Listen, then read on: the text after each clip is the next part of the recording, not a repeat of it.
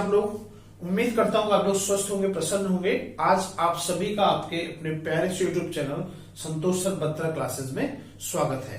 आज आपका lecture number 10 होगा, जिसमें आपको कैपेसिटर के कुछ छूटे हुए पोर्शन को डिस्कस किया जाएगा और उसके बाद फिर हम ओम्स लॉ या रेजिस्टेंस के टॉपिक पे आ जाएंगे। आपका इलेक्ट्रिसिटी और मैग्नेटिज्म का पोर्शन चल रहा है, तो चलिए आइए देखते हैं।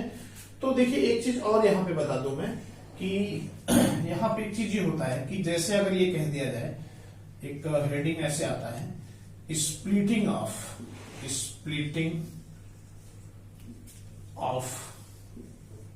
बिग चार्ज्ड लिक्विड ड्रॉप, है ना, splitting of big charge liquid drop.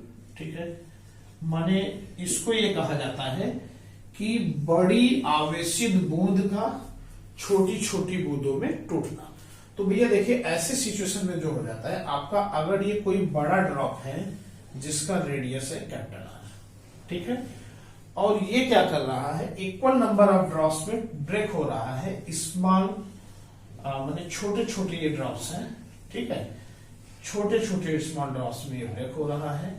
और ऐसे सिचुएशन में अगर ये हमने मान लिया कि n इक्वल ड्रॉप्स में ब्रेक हो रहा है, तो ऐसे सिचुएशन में हम क्या कर सकते हैं, ऐसे सिचुएशन में अगर एक छोटे ड्रॉप पर चार्ज स्मॉल क्यू है, ठीक है, और एक छोटे ड्रॉप का इलेक्ट्रिक फील्ड ई एस है, एस फॉर स्मॉल, पोटेंशियल छोटे ड्रॉप का वी एस है, एस फॉर स्मॉल, और सरफेस चार्ज डेंसिटी पृष्ठ आवेश घनत्व छोटे चार्ज का सिग्मा एस है।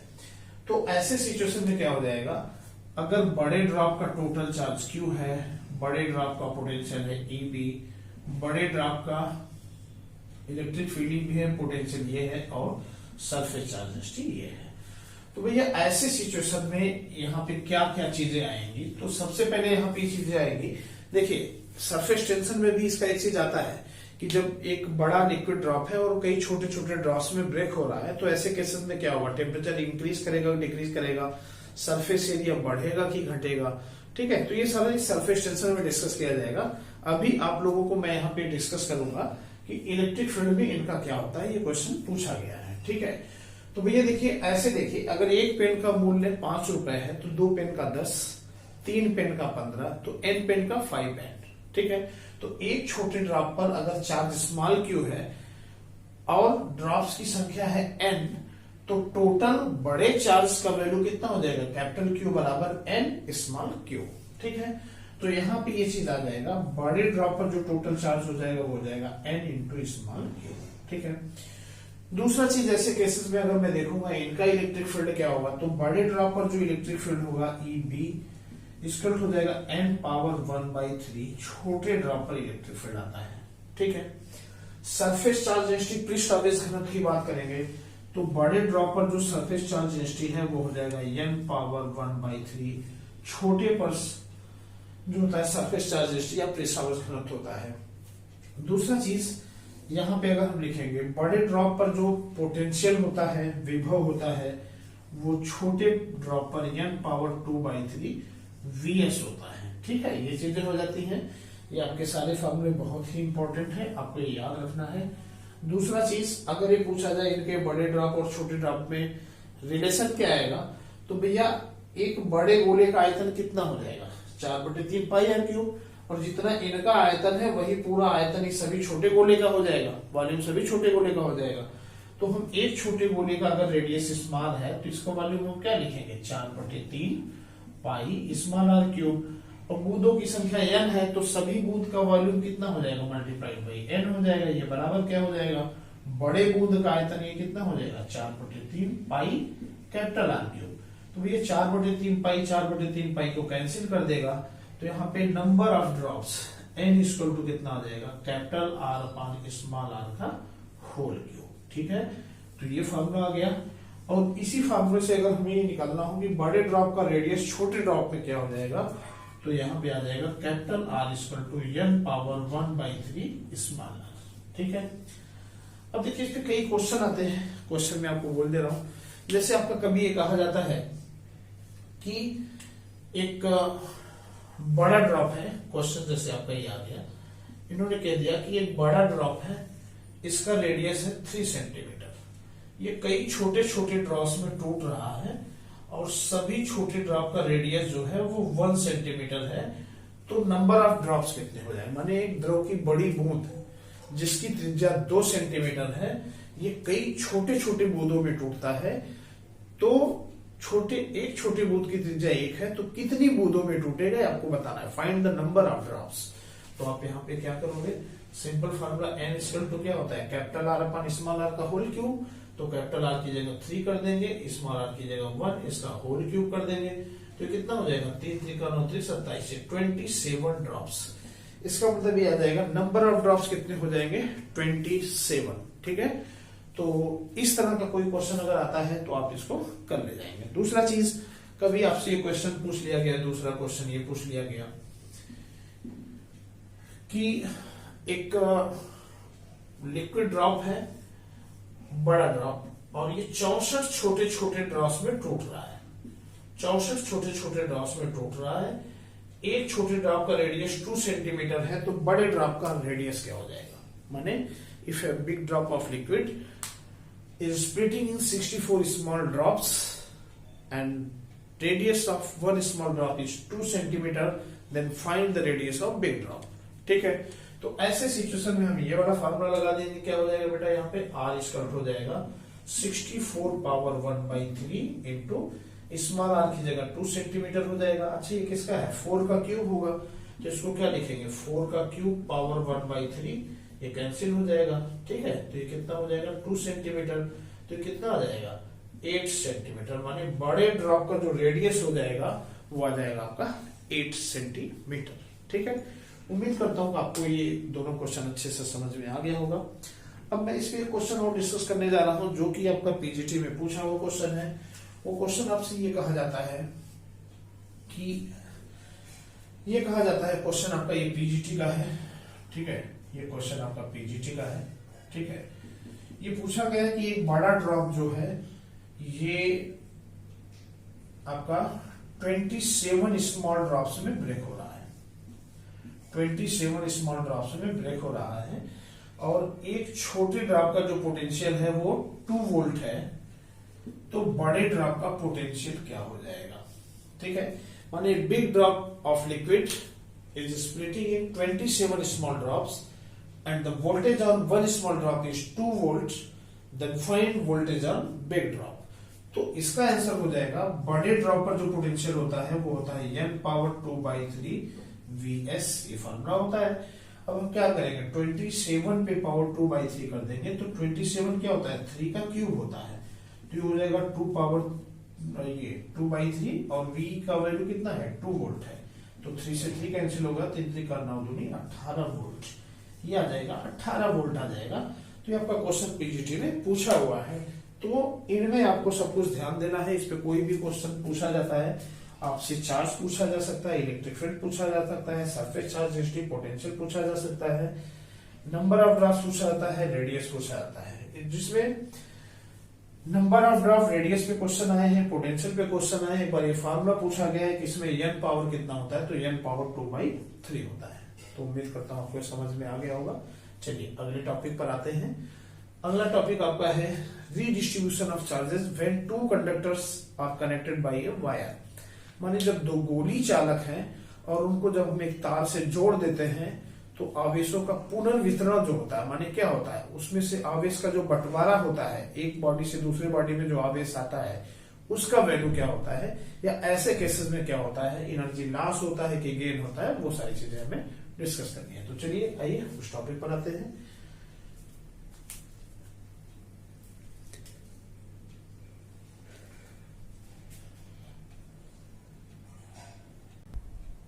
आवेशों का पुनर्वितरण कैसे होता है, इस टॉपिक को हम यहां पे डिस्कस करेंगे। तो ये होता है आपका रीडिस्ट्रीब्यूशन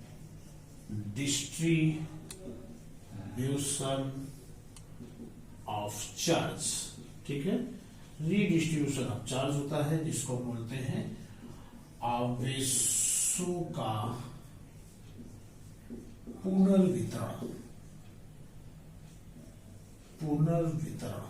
ठीक है, ये आवेशों का पुनर्वितरण है। अब इसमें होता क्या है, बेटा देखो इसमें कुछ भी नहीं है, ये कहा जाता है कि अगर दो कंडक्टर हैं जिनकी कैपेसिटी अलग अलग है, चार्ज उस पर अलग अलग है, अगर हम उनको एक वायर से जोड़ देते हैं तो ऐसी सिचुएशन में क्या होगा। ठीक है, तो सिंपल सा ऐसा है, देखिए जैसे आपका मान लिया ये दो कंडक्टर्स हैं, इसका रेडियस R1 है, इसका रेडियस R2 है, इनकी धारिता C1 है, कैपेसिटी C1 है, और इनकी कैपेसिटी धारिता C2 है। ठीक है, इस पर चार्ज Q1 है, इस पर चार्ज Q2 है, तो दोनों पे अलग अलग चार्ज का वैल्यू क्या हो जाएगा, इन पर चार्ज हो जाएगा Q1 बराबर हो जाएगा C1V1, और इन पर चार्ज हो जाएगा Q2 बराबर क्या हो जाएगा C2V2। ठीक है, तो ये चार्जेस हो जाएगा। लेकिन अगर जब हम इन दोनों को एक तार से जोड़ देंगे तो क्या होगा, तो भैया देखो ऐसे सिचुएशन में क्या होता है, जैसे आप ऐसे सोचो कि अगर आपके पास एक बड़ा बर्तन है और उसमें पानी है, ठीक है, और एक छोटा बर्तन है, इसमें पानी ऐसे कम है, और दोनों को हमने एक पाइप से जोड़ दिया, तो क्या होगा, इसका लेवल ज्यादा है, इसका लेवल, ये लेवल 1 हो गया, ये हो गया लेवल 2, तो क्या होगा, पानी हायर लेवल से लोअर लेवल की तरफ आएगा, और तब तक आएगा जब तक दोनों का लेवल आपस में बराबर ना हो जाए, है ना, यही होगा ना। माने पानी क्या होगा, उच्च लेवल से निम्न लेवल की तरफ आएगा, और तब तक आएगा जब तक दोनों का लेवल बराबर ना हो जाएगा, और जब लेवल बराबर होगा तो ऐसे सिचुएशन में मैं देख रहा हूं कि जिसका लेवल ज्यादा था उसमें पानी की मात्रा कम हो जाएगी, और जिसका लेवल कम था उसमें पानी की मात्रा बढ़ जाएगी। तो उसी तरह से जब हम किसी दो कंडक्टर को एक वायर से जोड़ते हैं तो लेवल का मतलब होता है विभव, पोटेंशियल, पिछले लेक्चर में बताया गया है, और पानी का मतलब हो गया आवेश। तो जिस तरह से किसी बर्तन में पानी हमेशा उच्च लेवल से निम्न लेवल की तरफ आता है, उसी तरह से किसी चालक में जो आवेश होता है वो हमेशा उच्च विभव से निम्न विभव की तरफ आएगा, और तब तक आएगा जब तक दोनों का विभव आपस में बराबर न हो जाए। ठीक है, तो भैया जब ये दोनों के एक तार से जोड़ देंगे तो इसका आवेश जो उच्च विभव पे है, कोई जरूरी नहीं किसका, इसका, जिसका विभव ज्यादा है वहां से निम्न विभव की तरफ आवेश आएगा, और आवेश आएगा और तब तक आएगा जब तक जैसे दोनों का लेवल बराबर होता है, उस तरह से जैसे दोनों का विभव बराबर न हो जाए। और जब दोनों का विभव बराबर हो जाता है, इसी विभव को हम कहते हैं उभयनिष्ठ विभव या कॉमन पोटेंशियल। ठीक है, तो अब ऐसे सिचुएशन में क्या होगा, जैसे आपने पढ़ा कि लेवल बराबर होने के बाद जिसका लेवल ज्यादा था उसमें चार्ज पानी का मान कम हो जाएगा, जिसका लेवल कम था उसमें पानी का मान ज्यादा हो जाएगा। तो ठीक उसी तरह से कंडक्टर में होता है, जिसका पोटेंशियल ज्यादा था उसमें चार्ज का वैल्यू चेंज होकर कम हो जाएगा, जिसका पोटेंशियल कम था उसमें चार्ज बढ़ जाएगा, इसलिए चार्ज चेंज हो जाएगा, मतलब आवेशों का पुनर्वितरण हो जाएगा। जब हम तार से जोड़ देंगे तो आवेश बदल जाएगा, इसका मतलब इसमें Q1 डैश हो जाएगा और यहाँ पे Q2 डैश हो जाएगा। तो अब भैया देखिए यहाँ पे क्या हो जाएगा, Q1 डैश का वैल्यू क्या हो जाएगा C1V, और Q2 डैश का वैल्यू क्या हो जाएगा C2V। अब ऐसे सिचुएशन में अगर ये पूछा जाए दोनों के आवेश का अनुपात क्या होगा, रेशियो क्या होगा, तो भैया दोनों के आवेश का अनुपात हो जाएगा Q1 dash upon Q2 dash equal to C1 upon C2, ये हो जाएगा, है ना।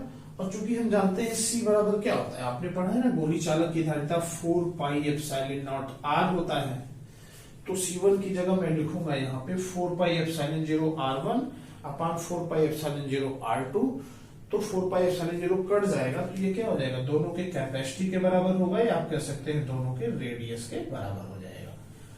ठीक है, तो ये चीजें हो जाएंगी। माने जब हम दोनों चालक को एक तार से जोड़ देते हैं तो उस पे जो आवेशों का पुनर्वितरण होता है, बंटवारा होता है, उसके बाद जो आवेश आएगा ये आएगा, और दोनों का अनुपात ये आ जाएगा।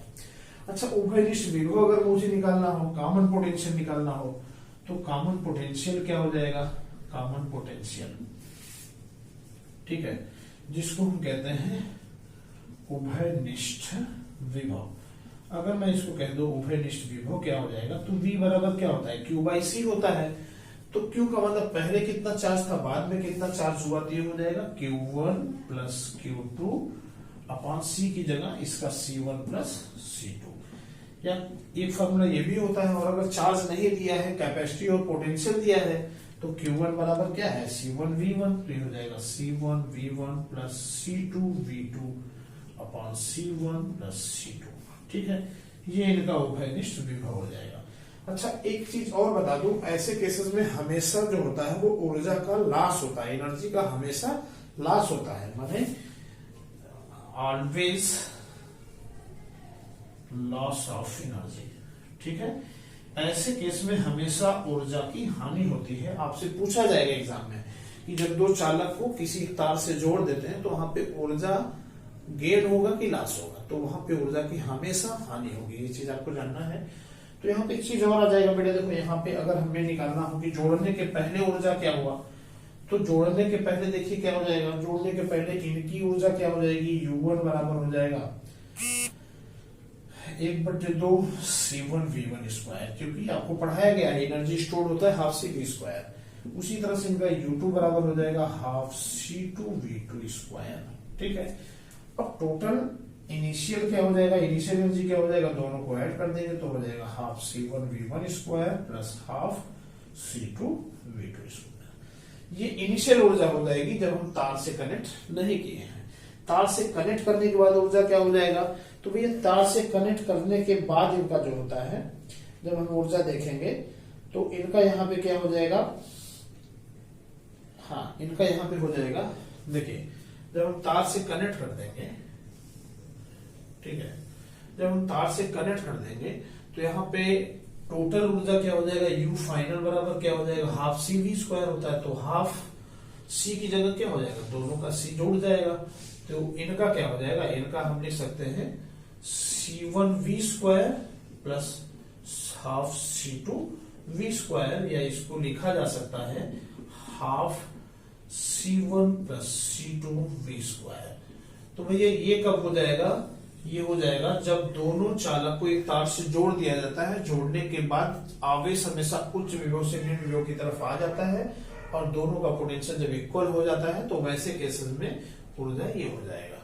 अच्छा, लॉस इन एनर्जी अगर निकालेंगे यहाँ पे, तो loss of energy, loss of energy या ऊर्जा की हानि के बारे में जब निकालेंगे तो डेल्टा U बराबर क्या हो जाएगा, final energy minus initial energy. माने इसमें से हम क्या करेंगे, इस इनिशियल एनर्जी को हम क्या करेंगे, माइनस कर देंगे, और जब माइनस कर देंगे तो ऐसे केसेस में क्या आ जाएगा, ये वैल्यू ओवरऑल नेगेटिव दिखाएगा। या लास्ट डायरेक्ट निकालना चाहते हैं तो आप इसको इनिशियल माइनस फाइनल भी कर सकते हैं, क्योंकि इनिशियल का वैल्यू ज्यादा हो गया तो लॉस हो गया, और इसको सॉल्व करने में जो रिजल्ट आता है वो आता है half C1 C2 upon C1 plus C2 bracket में V1 minus V1 square minus V2 square, इस तरह से आ जाता है। तो ये ओवरऑल जो होता है इनके लॉस ऑफ एनर्जी को दिखाता है। तो ओवरऑल आप इसमें देखें कि इसमें क्या क्या चीज इंपॉर्टेंट है, आप लोग देख लीजिए। तो इस पे ऐसे सिचुएशन में जो होता है, जब हम लोग सॉल्व करते हैं तो ऐसे सिचुएशन में ओवरऑल ये दिखता है। अच्छा, ये जो है यहाँ पे हो जाएगा V1 माइनस V2 का स्क्वायर, तो ये हो जाएगा डेल्टा U। तो देखिए आपका पूछा क्या जाता है, इसमें पूछे जाने वाली चीजें क्या है। तो जब आपसे पूछा जाए कि दो चालक को जब हम एक तार से नहीं जोड़ते तो उनकी धारिता आवेश क्या है या उनकी ऊर्जा क्या होता है, तो दो गोली चालक हैं, नहीं जोड़ा जाता है तार से, तो इस पे चार्ज होगा Q1 बराबर C1V1, इस पे चार्ज Q बराबर हो जाएगा C2V2। ऊर्जा होता है हाफ CV स्क्वायर, इसका ऊर्जा निकाल दिया, इसका ऊर्जा हाफ C2V2 स्क्वायर निकाल दिया, टोटल एनर्जी क्या होगा, हमने जोड़ दिया। अब जब हम इसको एक तार से जोड़ देते हैं तो होता क्या है, आवेश हमेशा उच्च विभव से निम्न विभव की तरफ आने लगता है, और तब तक आएगा जब तक दोनों का विभव बराबर न हो जाए। इसी बराबर विभव को हम कहते हैं उभयनिष्ठ विभव या कॉमन पोटेंशियल। ठीक है, और जिस कंडीशन में बराबर हो जाएगा तो आवेश का वैल्यू भी चेंज होगा, तो जिसका पोटेंशियल ज्यादा था उसका आवेश कम हो जाएगा, जिसका पोटेंशियल कम था उसमें आवेश ज्यादा हो जाएगा। इसीलिए मैंने चेंज कर दिया, Q1 डैश और Q2 डैश कर दिया, आवेशों का वितरण हो जाएगा। अब यहाँ पे Q1 डैश बराबर C1V हो जाएगा, Q2 डैश बराबर C2V। अच्छा, इसका एनर्जी क्या हो जाएगा, हाफ C1 क्या होता है, CV स्क्वायर होता है, तो हाफ C1V स्क्वायर, इसका हो जाएगा हाफ C2V स्क्वायर। ठीक है, तो टोटल एनर्जी इसलिए दोनों को ऐड कर लिया, ये हो गया। अब बंटवारे के बाद ये पूछे कि दोनों आवेश का रेशियो क्या होता है, तो इनका रेशियो जो होता है इस गोली चालक के रेडियस के बराबर होता है, या इनकी कैपेसिटी के रेशियो के बराबर होता है। और आपसे कॉमन पोटेंशियल का कभी फॉर्मूला पूछा गया तो ये होता है, और आपसे पूछा जाए कि इसमें एनर्जी का क्या होता है, लॉस होता है या गेन होता है, तो हमेशा इसमें ऊर्जा का लॉस होता है। इतना चीज आपको जानना है। लॉस ऑफ एनर्जी का डायरेक्ट ये फॉर्मूला निकाल लीजिए, इसमें पुट करेंगे, ये रिजल्ट आएगा। ये हमेशा वैल्यू लॉस वाला जो है हमेशा लॉस दिखेंगे तो पॉजिटिव दिखेगा, और अगर इसे फाइनल माइनस इनिशियल निकालते हैं तो यहाँ पे शुरू में माइनस आ जाएगा जो लास्ट को दिखाएगा। तो फार्मूला होता है loss of energy half C1 C2 upon C1 plus C2 V1 minus V2 का होल स्क्वायर, ये फार्मूला ओवरऑल आता है। तो आपका आवेशों का पूर्ण वितरण का टॉपिक कंप्लीट हो गया। अब मैं रेजिस्टेंस के टॉपिक पे आता हूं, ओम्स लॉ पे। ठीक है, चलिए आपका जो टॉपिक है वो ये है, ओम्स लॉ क्या होता है, इसका डिस्कशन किया जा रहा है। ओम्स लॉ जो होता है वो किस चीज को डिफाइन करता है, रेजिस्टेंस को डिफाइन करता है। ठीक है, जो कि हमारे वोल्टेज और करंट के बीच के रिलेशन को बताता है। तो जैसे मान लिया कोई कंडक्टर है, यहाँ पे पोटेंशियल ज्यादा है, यहाँ पे पोटेंशियल कम है। अगर पोटेंशियल डिफरेंस है तो ऐसे सिचुएशन में करंट क्या होगा, इस हायर लेवल से लोअर लेवल की तरफ आएगा। तो वही चीज बताया गया कि अगर कोई चालक हो या कंडक्टर हो, अगर इसके ऊपर कोई फिजिकल स्ट्रेस, प्रेशर, टेम्परेचर, इन सब का कोई फर्क ना पड़े तो दोनों सिरों के बीच जो उत्पन्न विभवांतर है इसमें बहने वाली धारा के समानुपाती होता है। यही होता है ओम्स लॉ। ठीक है, इसका मतलब इसका स्टेटमेंट हुआ कि if physical states like temperature and pressure remains unchanged then potential difference produced between the two ends of the conductor will be directly proportional to current flowing in it. है ना, माने चालक के ऊपर अगर भौतिक अवस्थाएं, ताप और दाब का प्रभाव नहीं पड़ता है तो दोनों सिरों के बीच जो उत्पन्न विभवांतर है उसमें बहने वाली धारा के समानुपाती होता है। यही होता है ओम्स लॉ। तो इसका मतलब यहाँ पे क्या हो जाएगा, V डायरेक्टली प्रोपोर्शनल हो जाएगा I के। अब यही है ओम्स लॉ। अब इस पे अगर मैं कोई हटाऊंगा कांस्टेंट तो लिख दूंगा RI, तो इसको लिखा जाता है V = IR, यही कहा जाता है ओम्स लॉ। इसका मतलब ये किसको डिफाइन करता है, ये ओम्स लॉ वोल्टेज तथा धारा के संबंध को दिखाता है। ठीक है, तो आपसे पूछ ले ओम्स लॉ क्या चीज डिफाइन करता है, तो ओम्स लॉ वोल्टेज और करंट के संबंध को दिखाता है, ये प्रतिरोध को बताता है। यहाँ पे R क्या है, R होता है V/I। V का मतलब हो जाएगा वोल्ट और I का मतलब हो जाएगा एम्पियर। वोल्ट पर एम्पियर बराबर इसी को पढ़ा जाता है ओम, और इसको लिखा जाता है ये। इसका मतलब R यहाँ पर क्या है, R जो होता है वो आपका है प्रतिरोध। ठीक है, प्रतिरोध, जिसको हम कहते हैं रेजिस्टेंस। तो रेजिस्टेंस क्या होता है, रेजिस्टेंस यही होता है जो करंट को फ्लो करने में बाधा उत्पन्न करेगा। तो यही इसका रोल होता है। तो रेजिस्टेंस जो होता है इसका यूनिट होता है वोल्ट पर एम्पियर या ओम होता है। इनके बीच अगर हम कोई ग्राफ खींचते हैं तो ग्राफ इनका ये आता है, करंट और वोल्टेज के बीच में अगर ग्राफ खींचा गया तो इनके बीच का ग्राफ ये जो आता है वो स्ट्रेट लाइन आता है, क्योंकि वोल्टेज डायरेक्टली प्रोपोर्शनल होता है करंट के। लेकिन भैया ये ग्राफ किसके लिए होता है, ओम्स लॉ को ओबे कौन करता है, तो जितने चालक होते हैं वो ओम के नियम का पालन करते हैं। माने ऑल कंडक्टर्स, सभी कंडक्टर्स या मेटल के लिए ये फॉलो होगा। ठीक है, मेटल का मतलब होता है धातु। तो सभी धातु या मेटल के लिए ये ग्राफ वैलिड होता है। इसका मतलब क्या होता है ये सभी कंडक्टर इसको फॉलो करते हैं, तो ओम्स लॉ होता है। तो आपसे चीज पूछा गया है कि ओम लॉ किस चीज को डिफाइन करता है, प्रतिरोध या रेजिस्टेंस को। रेजिस्टेंस क्या होता है, जो विद्युत धारा के आगे बढ़ने में रोकता है। ठीक है, तीसरा चीज ओम्स लॉ किसके बीच रिलेशन को दिखाता है, वोल्टेज और करंट के रिलेशन को दिखाता है। इनके बीच का ग्राफ क्या होता है, स्ट्रेट लाइन होता है। इसके अलावा 2-3 चीज आप लिख लीजिए, मैं इस पे नहीं लिख रहा हूं। ठीक है, वो मैं आपको बता दे रहा हूं। देखिए ओम्स लॉ जो होता है वह युक्ति या वो डिवाइस या वो परिपथ जो ओम के नियम का पालन करता है उसे हम कहते हैं ओमी युक्ति या ओमी परिपथ। माने द डिवाइस और सर्किट विच फॉलोज और obeys Ohm's law is called ohmic device और ओमिक सर्किट। ठीक है, और ओमिक डिवाइस में क्या आएंगे, सभी कंडक्टर्स आ जाएंगे, सभी मेटल्स आ जाएंगे, माने ऑल मेटल्स भी कंडक्टर, सभी जितने चालक हैं या कंडक्टर हैं वो ओमिक डिवाइस होते हैं। क्यों, क्योंकि ओम लॉ को फॉलो करते हैं। ठीक है, दूसरा चीज आप लोग लिख लीजिएगा, द डिवाइस और circuit which does not obey Ohm's law is called non ohmic device. माने वो युक्ति या वो परिपथ जो ओम के नियम का पालन नहीं करता उसे हम अनओमीय युक्ति या अनओमी परिपथ कहते हैं। एग्जाम्पल के लिए आपका होता है डायोड वाल्व होता है। ट्रायोड वाल्व होता है, ट्रांजिस्टर होता है। ऐसा क्यों होता है बेटा? क्योंकि जब हम डायोड वाल्व, ट्रायोड वाल्व या ट्रांजिस्टर के केस में ग्राफ खींचते हैं ना, तो जब मैं वोल्टेज और करंट के बीच में ग्राफ खींचता हूं तो आपका ग्राफ ऐसे आने लगता है, ठीक है। और ओम्स में कितना आना चाहिए? स्ट्रेट आना चाहिए। तो डायोड वाल्व, ट्रायोड वाल्व और ट्रांजिस्टर का जो ग्राफ आता है वो ऐसा ग्राफ नहीं आता है। इसका मतलब ये डिवाइस ओहमिक युक्ति नहीं है, ओहमिक डिवाइस नहीं है, क्योंकि ओम्स लॉ को फॉलो नहीं करते हैं। इतना चीजें आ चुका है। अब इसमें एक बार ये पूछा गया है कि किस कंजर्वेशन को दिखाता है, तो ये कंजर्वेशन ऑफ एनर्जी, ऊर्जा संरक्षण को दिखाता है, ठीक है। ये चीजें यहां तक हो गई। अब चलिए इसके बाद आगे क्या होता है। अब भैया देखो यहाँ पे आगे जो होता है, किसी भी वायर का जो रेजिस्टेंस होता है ना, R बराबर होता है रो L अपॉन A, ठीक है। ये होता है जहां L क्या है? L तार की लंबाई है, ठीक है। L जो होता है वो तार की लंबाई होती है, तार की लंबाई माने लेंथ ऑफ द वायर।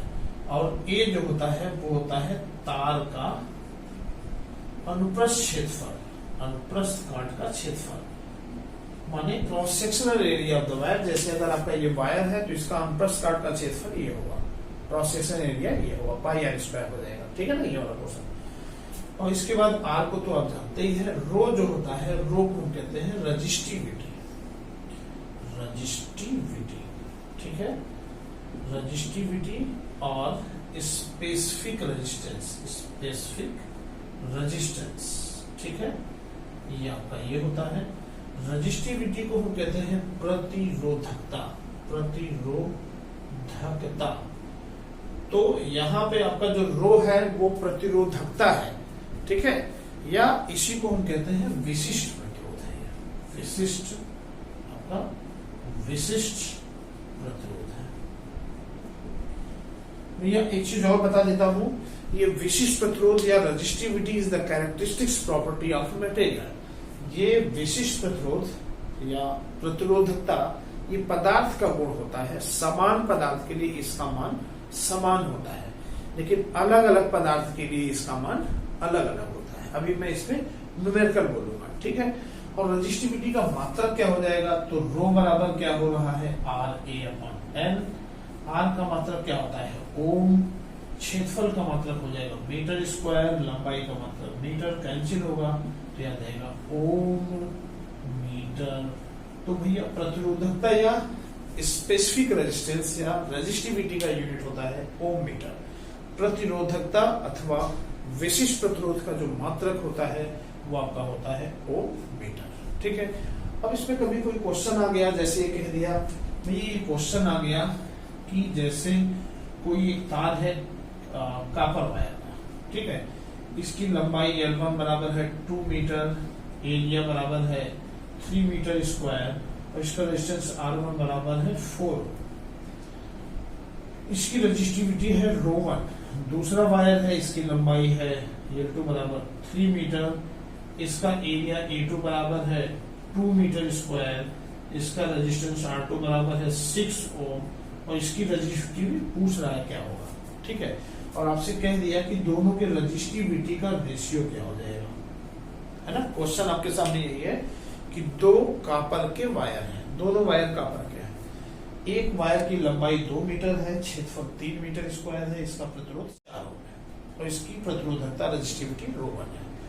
दूसरे वायर का लेंथ 3 मीटर है, एरिया 2 मीटर स्क्वायर है, रेजिस्टेंस 6 ओम है, इसकी रजिस्टिविटी ρ2 है।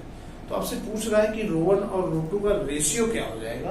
तो भैया ऐसे केसेस में क्या हुआ है, तो अक्सर बच्चे ये गलती करेंगे कि रो बराबर RA अपन L निकालेंगे, तो उसी तरह से ρ1 बराबर R1 A1 अपन L1 निकालते हैं और ρ2 बराबर R2 A2 अपन L2 निकाल के डिवाइड करके रेशियो निकालते हैं, जो कि एकदम गलत है, ठीक है। सही क्या है, मैंने आपको बताया समान पदार्थ के लिए रजिस्टिविटी या विशिष्ट प्रतिरोध का मान समान होता है।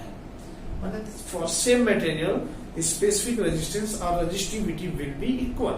तो दोनों तार अगर कॉपर के हैं तो भैया दोनों का रजिस्टिविटी बराबर होगा और दोनों का रजिस्टिविटी बराबर होगा तो इनका रेशियो आ जाएगा 1:1, ठीक है।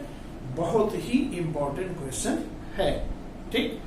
दूसरा चीज, अगर इसमें क्वेश्चन में कह दिया जाए, पहला क्वेश्चन कंफर्म हो गया ना, ठीक है, डाउट्स होगा तो व्हाट्सएप पे आप जो है मैसेज करके फिर से बता दीजिए इस पे क्वेश्चन डाउट से, इसको फिर से स्टार्ट कर दें। ठीक है, उम्मीद करता हूँ समझ में आ गया होगा।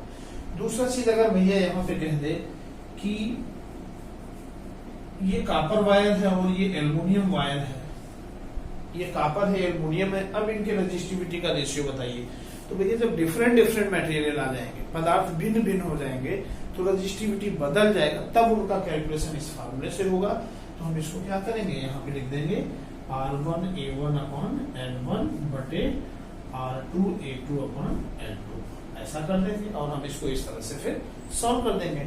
सॉल्व करने का मतलब क्या हो जाएगा, R1A1 की जगह हो जाएगा R1A1 4 3 12 बटे L2 2 बटे R2 का मान हो जाएगा R2A2 6 दूनी 12 बटे L2 की जगह 3। ठीक है, तो ये 2 6 12 और 3 चौक 12 6 बटे 4, ये आ जाएगा 3 बटे 2। इसका मतलब इसका रेशियो हो जाएगा 3:2। ये तब होगा जब पहला वायर कॉपर का है, दूसरा एल्युमिनियम का है। आगे समझ में? तो जब कॉपर और एल्युमिनियम की बात हो तो ये चीजें यहाँ पर आ जाती है। ठीक है, उम्मीद करता हूँ आपको समझ में आ गया होगा इसका कॉन्सेप्ट। फिर से आपको याद दिला देता हूँ कि जब भी रेजिस्टिविटी का नाम आए, प्रतिरोधकता का मान आए, तो समान पदार्थ के लिए इसका वैल्यू समान होता है, लेकिन भिन्न भिन्न पदार्थ के लिए इसका वैल्यू भिन्न भिन्न होता है। उम्मीद करता हूँ ये आपको समझ में आ गया होगा। अब इसके बाद रेजिस्टेंस को हम सीरीज और पैरेलल में जोड़ते हैं, कॉम्बिनेशन होता है इनका। तब कैसे क्या करते हैं, आइए देखते हैं उसको कि संयोजन की बात की जाए। कॉम्बिनेशन, कॉम्बिनेशन का मतलब होता है संयोजन। ठीक है, प्रतिरोध के संयोजन की जब बात की जाए तब क्या होता है, तो ये जो संयोजन होता है ना, वो दो तरह से होता है। एक होता है सीरीज, सीरीज जिसको हम कहते हैं श्रेणी क्रम। ठीक है, और दूसरा होता है आपका पैरेलल, पैरेलल जिसको हम कहते हैं समांतर क्रम, समांतर क्रम। ठीक है, तो सीरीज का मतलब क्या हो जाता है, जब हम कई बच्चे मिल करके एक दूसरे का हाथ ऐसे पकड़ लेते हैं, हमारा दायां उनके बाएं हाथ से, उनका दायां उनके बाएं हाथ से होता है, तो ये सीरीज कॉम्बिनेशन कहलाता है, श्रेणी क्रम संयोजन कहलाता है। ठीक है, तो जब कई रेजिस्टेंस आपके ऐसे इस तरह से हो, इस तरह से जुड़े हों, तो ये आपका कहलाता है सीरीज कॉम्बिनेशन। ठीक है, ये सीरीज कॉम्बिनेशन होता है। हमने मान लिया इसका रेजिस्टेंस R1 है, इसका रेजिस्टेंस R2 है, इसका रेजिस्टेंस R3 है, ये प्लस प्लेट है और ये माइनस प्लेट है। तो भैया सीरीज का एक कॉन्सेप्ट होता है, सीरीज में अगर यहाँ से करंट आएगा, इधर से करंट आएगा, इधर से करंट आई आया, तो यहाँ पे करंट आई आया, तो सब एक ही रास्ते में मिलते चले जाना है, तो सभी पर करंट क्या होगा, इक्वल होगा। जैसे पानी नदी से आया, किसी नाली में आया, तो नाली में पूरी तरह से क्या होगा, चलता चला जाएगा ऐसे सभी जगह पे, तो करंट इक्वल होता है। इसका मतलब सीरीज में क्या होता है, सीरीज में करंट सेम होता है, करंट भी सेम। करंट का मतलब होता है विद्युत धारा। ठीक है, जबकि पोटेंशियल जो होता है वो क्या करता है, पोटेंशियल वेरीज, वेरीज।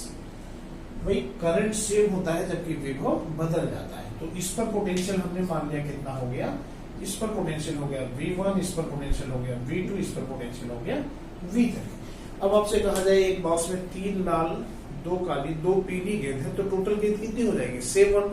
तो इस पर पोटेंशियल V1 है, इस पर V2 है, इस पर V3 है, तो टोटल पोटेंशियल कितना हो जाएगा भैया, हम टोटल पोटेंशियल V बराबर क्या करेंगे, V1 plus V2 plus V3 कर देंगे।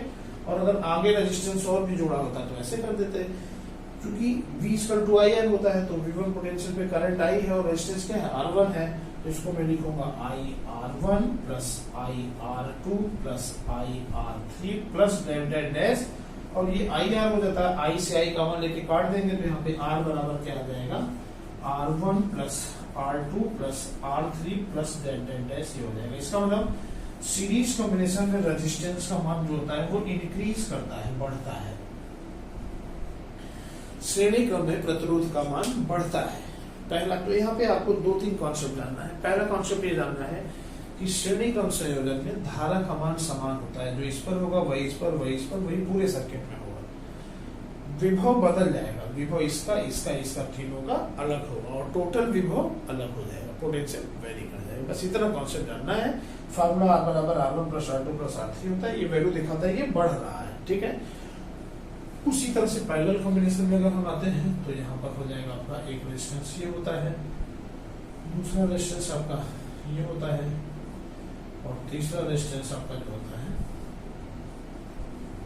ये होता है, ठीक है। ये चीजें आ गई, ठीक है, ये चीजें आ गई, ये प्लस हो गया ये माइनस हो गया, तीनों पैरेलल हो गया। जैसे हम 3-4 लड़के लटक जाए किसी चीज को पकड़ के, तो हम तीनों लोग का हाथ एक साइड रहेगा और तीनों लोगों का पैर एक साइड रहेगा, तो ये पैरेलल बोला जाएगा, ठीक है, समांतर क्रम बोला जाता है। तो हमने मान लिया इसका रेजिस्टेंस R1 है, इसका रेजिस्टेंस R2 है, इसका रेजिस्टेंस R3 है। तो ये अब देखिए यहाँ से करंट क्या होगा, I आएगा। जब यहाँ पे करंट I आएगा तो यहाँ पे 3 रास्ते हैं, आप आ रहे हैं, कोई पानी आया, अब जहां पे आया वहां से 3 रास्ते दिख रहे हैं, तो क्या होगा, तीनों साइड में जाएगा वो, तो अलग अलग मात्रा में जाएगा। तो उसी तरह से इधर कुछ करंट बढ़ता है, कुछ इधर बढ़ता है, कुछ इधर बढ़ता है, तो इधर जो करंट आ गया वो I1 आ गया, इधर करंट I2 आ गया, इधर करंट I3 आ गया। तो इसका मतलब करंट क्या हो रहा है, यहाँ पे बदल रहा है। इसका मतलब पैरेलल कॉम्बिनेशन में क्या होता है, करंट वेरीज, धारा बदल जाती है, जबकि विभव पोटेंशियल जो होता है क्या होता है, पोटेंशियल बी से विभव जो होता है वो समान होता है। ये आपको मेन कॉन्सेप्ट ये जानना है पैरेलल कॉम्बिनेशन का। तो विभव समान होगा, इसका मतलब इसमें V होगा, इस पर भी V, इस पर भी V और पूरे पर V होगा। तो टोटल धारा इसमें क्या हो जाएगी, टोटल धारा इसमें हो जाएगी I बराबर I1 plus I2 plus I3 plus dash. I1 current बराबर क्या होगा, V equal to I R, तो I बराबर V अपन R, तो I1 बराबर हो जाएगा V अपन R1 प्लस ये हो जाएगा V अपन R2, ये हो जाएगा V अपन R3 प्लस डैश और ये हो जाएगा V अपन R। सब V से V कॉमन लेके काट देंगे तो यहाँ पे आ जाएगा 1 upon R equal to 1 upon R1 plus 1 upon R2 plus 1 upon R3 plus dash. इसका मतलब समांतर क्रम संयोजन में जो प्रतिरोध का मान होता है वो होता है 1 अपन R बराबर 1 upon R1 plus 1 upon R2 plus 1 upon R3 plus dash. इसका मतलब यहाँ पे ये बताता है कि प्रतिरोध का मान यहाँ पे घटेगा, प्रतिरोध का मान यहाँ पे घट जाता है। तो रेजिस्टेंस को जब हम सीरीज में जोड़ते हैं या पैरेलल में जोड़ते हैं तो ये कॉन्सेप्ट होता है। सीरीज में आपको ध्यान रखना है धारा समान होता है, विभव बदलता है। पैरेलल में आपको ये ध्यान रखना है कि धारा बदल जाती है, विभव समान होता है, ठीक है। चलिए इस पे कुछ क्वेश्चन मैं आपको बोल रहा हूँ सॉल्व करने के लिए, इनको आप लोग सॉल्व करके बताएं कि आंसर क्या आएगा। जैसे आपका क्वेश्चन यहाँ पे दे दिया जाए तो यही ठीक है, ये आपका क्वेश्चन हो जाएगा, ठीक है। ये वैल्यू चेंज कर दे रहा हूँ मैं, ये सब वैल्यू ठीक है। ये रेजिस्टेंस है 2 ओम का, ये रेजिस्टेंस है 3 ओम का, ये रेजिस्टेंस है 4 ओम का, ठीक है। आपसे पूछा जा रहा है इसमें, और इस पर करंट का वैल्यू आ रहा है 2 एम्पियर, 2 ओम पर 2 एम्पियर का करंट का वैल्यू आ रहा है। तो आपसे पूछा जा रहा है तो कैपिटल R, टोटल R क्या हो जाएगा। दूसरा चीज आपसे पूछा जा रहा है 3 ओम पर धारा क्या हो जाएगी, ये पूछा जा रहा है। और चौथा चीज तीसरा ये पूछा जा रहा है 4 ओम पर विभव पोटेंशियल क्या हो जाएगा, ये आपसे क्वेश्चन पूछा जा रहा है। इस क्वेश्चन को आप फटाफट सॉल्व करके बताइए, नहीं आता है तो मैं सॉल्व करूंगा। ये आपका सर्किट दिया गया है, सीरीज में है, इसमें 2 ओम वाले रेजिस्टेंस पर 2 एम्पियर का करंट आ रहा है। आपसे पूछा जा रहा है कि टोटल रेजिस्टेंस कितना होगा, 3 ओम के रेजिस्टेंस पर धारा कितना होगा और 4 ओम के रेजिस्टेंस पर विभव कितना होगा, ये आपको बताना है, ठीक है। चलिए आगे आते हैं, आगे आते हैं, ये चीजें हैं आपका। तो अगला आपका यहाँ पे आ जाता है, अगला है तो पहले मैंने क्वेश्चन मिटा दिया। चलिए अगला आपका क्वेश्चन ये है पैरेलल का कि ये चीजें यहाँ ऐसे हो जाती है, ये चीजें फिर यहाँ ऐसे हो जाती है और ये चीजें यहाँ पे फिर ऐसे हो जाती है, ठीक है। ये है ये, ठीक, ये आपका 2 ओम, ये है 3 ओम और ये आपका 4 ओम प्लस माइनस, ठीक है। और इस पर पोटेंशियल है आपका इस पर पोटेंशियल है V बराबर 4 वोल्ट, इस पर पोटेंशियल 4 वोल्ट आया है। तो आपसे पूछा जा रहा है कि टोटल R का वैल्यू क्या हो जाएगा। दूसरा चीज आपसे पूछा जा रहा है कि 4 ओम पर विभव तथा धारा ज्ञात कीजिए, धारा ज्ञात कीजिए, ठीक है, धारा ज्ञात कीजिए, ठीक है। आपसे क्वेश्चन पूछा जा रहा है, पैरेलल में ये है आपका 2 ओम 3 ओम 4 ओम का रेजिस्टेंस है, 4 वोल्ट का इसमें पोटेंशियल गिवन है। अब आपसे पूछा जा रहा है टोटल रेजिस्टेंस कितना होगा, ठीक है, और 4 ओम पर टोटल पोटेंशियल कितना होगा और करंट कितना होगा, ये पूछा जा रहा है, ठीक है। तो देखिए जब हम इसमें आएंगे बेटा तो टोटल रेजिस्टेंस क्या हो जाएगा।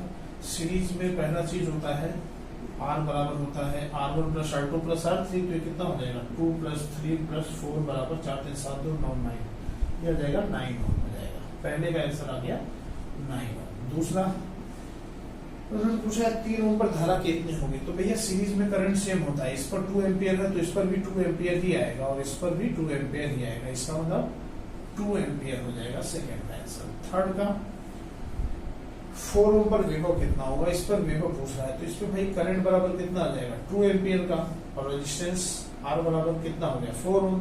तो V 4 ओम पर क्या हो जाएगा V equal to IR, I का मान कितना है 2 एम्पियर, R का वैल्यू कितना है 4, तो ये कितना आ जाएगा 8 वोल्ट, है ना। आ गया आंसर। छोटा छोटा आंसर है, इसी तरह से क्वेश्चन आपके आएंगे और आप इसको आसानी से सॉल्व करेंगे। यहाँ पे कॉन्सेप्ट लग रहा है कि सीरीज में करंट सेम होता है, पोटेंशियल वैरी करता है, ठीक है। उसी तरह से इस क्वेश्चन को जब हम सॉल्व करेंगे तो यहाँ पे क्या जाएगा, यहाँ पे ये कह रहा है टोटल रेजिस्टेंस कितना होगा, तो 2 3 टोटल रेजिस्टेंस कितना होगा। तो भैया ये पैरेलल रेजिस्टेंस है, तो पैरेलल का फॉर्मूला क्या होता है 1/R बराबर 1/R1 plus 1/R2 plus 1/R3 ऐसे होता है। तो आप देखेंगे 1/2 प्लस 1/3 प्लस 1/4, तो इसका एलसीएम क्या हो जाएगा 12 हो जाएगा। तो ये आ जाएगा 12, ये हो जाएगा 6 दूनी 12, 3 चौक 12, 4 3 12, तो 4 10 13, ये आ जाएगा 13/12 या R इक्वल टू आ जाएगा 12/13 ओम। तो ये आपका रेजिस्टेंस ये जो आ जाएगा वो 12/13 ओम आ जाएगा, ठीक है, पहला आ गया। दूसरा इन्होंने क्या पूछा है 4 ओम पर पोटेंशियल कितना होगा। तो भैया पोटेंशियल 4 ओम पर जो हो जाएगा, इस पर पोटेंशियल पैरेलल में पोटेंशियल क्या होता है सेम होता है, तो इस पर भी 4 वोल्ट होगा, इस पर भी 4 वोल्ट होगा और इस पर भी 4 वोल्ट होगा। तो भैया पोटेंशियल हो जाएगा 4 वोल्ट। क्यों, क्योंकि पैरेलल में पोटेंशियल क्या होता है इक्वल होता है।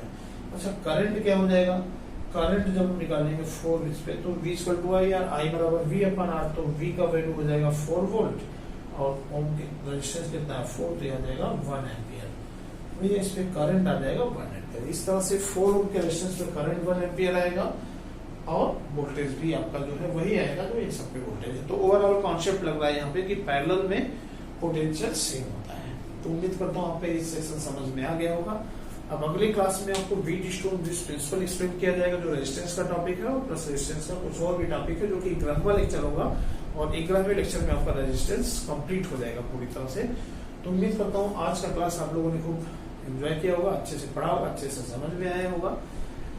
तो चलिए ठीक है, दोनों मीडियम के बच्चों के लिए क्वेश्चन है, हिंदी मीडियम इंग्लिश मीडियम दोनों मीडियम के बच्चों के लिए क्वेश्चन है। तो आप इसको अच्छे से समझिए और नोट्स बनाकर के अच्छे से पढ़िए। प्रैक्टिस क्वेश्चन इसके बाद आपको दिया जाएगा। चलिए ठीक है, थैंक यू।